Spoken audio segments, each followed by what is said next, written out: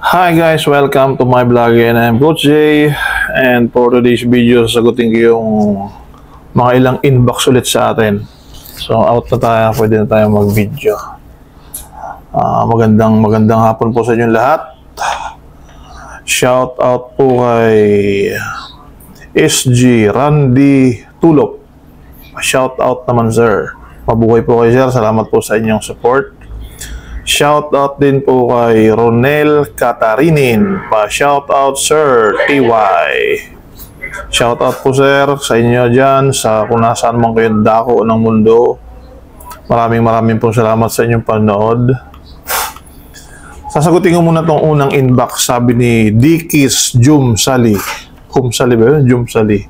Shout out na rin po sa iyo sir. Ang tanong po niya, paano naman kung hindi hinuhulugan ng inspektor mo ang mga SSS, pag-ibig at PhilHealth mo? Anong dapat mong gawin? Ang dapat mong gawin, sir, ay dapat alamin mo ang trabaho ng inspektor. Ang trabaho ng inspektor, sir, ay hindi hulugan ng iyong mga benepisyo. Ang trabaho ng inspektor ay hulihin kang tulog. Sa inspektor po pala, ang hindi lang pagtulog ang hinuhuli niya, no, panghihingi ng balot ang gawin niya sa iyo paggabi. Ang trabaho po ng inspektor ay to make sure, para siyang counterpart ng, di ba, DC natin, ang iyong mga commander, kaya chine-check kung maayos ang inyong kalagayan sa duty, maayos kayo nag-duty, hindi ka ba nakakainom, kaya may guard mounting, maganda ba ang iyong mga uniform. Ito naman pong inspector ay counter-checking, kasi isi-check rin niya. Kasi ang kategory ng inspector po ay security officer din. Dapat nga ang inspector ay naka-uniform din ng bus jacket, kung anong uniform ng isang security officer.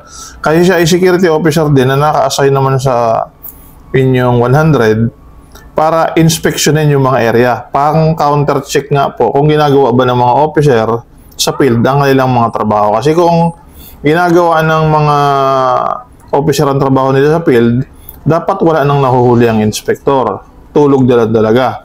Or, ang hinuhuli niya naman ay yung pagka-check sa guard mounting, ayos. May mga ganong gwardiya eh. Ayos, sa guard mounting, maganda ang itsura. Pero pagdating sa field, nagbibihis, pinapalit niya yung mga luma niyang pantalon, yung mga talong, yung sapatos niya, papalit niya yung luma, para tumagal yung kanyang mga sapatos na bago. Yun po ay makakasira sa imahe ng iyong agency kasi maganda ang itsura mo sa formation. Pagdating mo naman sa actual duty mo, hindi na maganda pala ang iyong itsura. Yun po yung kina-counter-check naman ng inspector. Kaya lang po ang inspector ay meron siyang limitasyon kung susundin yung sinaunang nandoon sa RA 5487. Ang security officer po ay hindi pwedeng pumasok basta-basta sa isang detachment nang hindi nakikipag-coordinate sa detachment commander. Kung magtatawagan niyo muna yung detachment commander na siya ipapasok sa area. Ang wala lang po ligtas dyan ay din sa perimeter, sa main gate. Kasi doon talaga dadaan nyo. So pagdaan niya doon, kahit wala pang paalam sa DC, kasi ang DC nasa loob, di ba? Nasa security office. Doon pa lang sa gate, masi-check na siya ng inspector. Ganun po yung inspector. Naka-type A din po yung inspector. Ayon dun sa batas ng RA 5487, ganoon po yun. So pag nakapag-coordinate na siya sa inyong DC, saka pa lang silang dalawa mag-iikot. Parang ipapakita nung DC, ito yung itsura ng mga security ko, inspeksyonin mo, parang gano'n. Ika-counter-check niya. Ngayon, pag tulog ka, dali ka sa inspektor. Kaya lang nagkakaroon ng ibang practice yung mga inspektor. Yun nga, nanghihingi ng balot, nanghihingi ng mga kung ano-ano. Pag nakitang luma-luma yung mga uniforme mo, ito, bili ka na nito, kaltas yun sa sahod. Yun po yung mga, well, hindi naman bawal, kaya lang papasok sa ano ba yun?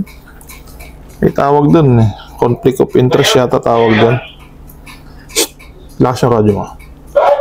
So, ganun po yung sistema sa inspector. Ulitin ko, hindi trabaho ng inspector, uy, radyo mo, lakas! Hindi po trabaho ng inspektor ang hulugan ng iyong SS, ang iyong pag-ibig, ang iyong PhilHealth. hindi po nila yung gawain. Ang gawain niya ay hulihingan tulog at hulihingan kulang-kulang yung mga pare-parnalya mo. Ganun po kasimple ang trabaho niya. Maraming po salamat.